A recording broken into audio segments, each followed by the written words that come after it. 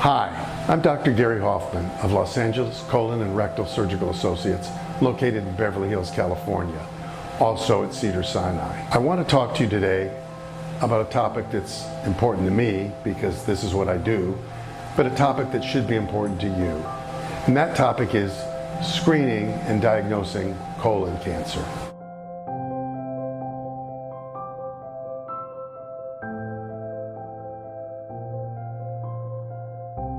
The most important thing you need to know, and as I tell all my patients, colon cancer is treatable.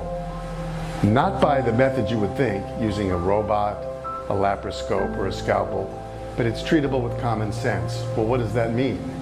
It's treatable because it's preventable. So how do we prevent it? How do we know when someone has colon cancer or might be susceptible to it? Well, there are national guidelines that at age 45, with no other family history, everyone should get a colon screening. And that's how we prevent colon cancer, by screening. There are 3 reliable, complete ways to screen for colon cancer. The first is colonoscopy, and it's the gold standard. Many of you may have heard of colonoscopy, and it's no more than with you sedated or asleep, the surgeon taking a scope, which is about 6 feet long, putting it in your colon and looking around. It's a camera within a tube.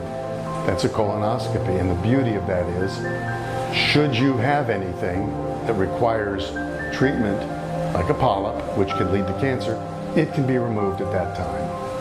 That's one way. What's another way? Barium enema. For those of you who don't want to go to sleep, you can be taken into a room after you've done a bowel preparation, and a small tube is inserted into your rectum, and some dye, barium, is inserted into your colon. It lines the walls of your colon, and the radiologist who reads this can see any abnormalities in the wall. The only drawback of this is that if you do have an abnormality, guess what? You're going to need to have a colonoscopy. What's the third method? Virtual colonoscopy. Why do we call it virtual? Because it's not a real colonoscopy, but it gives us the same results. It's done with a CAT scan. But instead of using barium, this time the radiologist uses air. And the radiologist insufflates or distends your colon, and using a virtual technique like a CAT scan can look at the walls of your colon. Again, the drawback is that if you have something wrong, you still have to have a colonoscopy and have it biopsied or removed. But that is the third reliable way.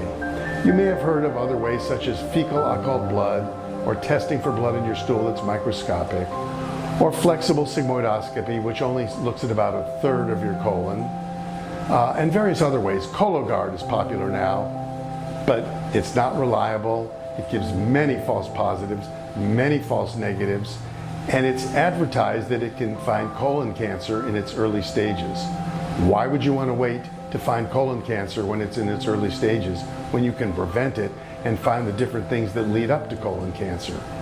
So most people opt to have the gold standard, which is a colonoscopy, and that's what we recommend also.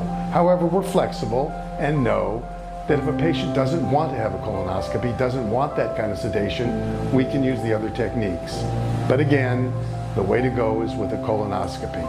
If you have any questions, you ask your physician, and your physician can refer you to someone who can perform the colonoscopy. Thanks for listening. This is Dr. Gary Hoffman. Stay tuned for other interesting topics.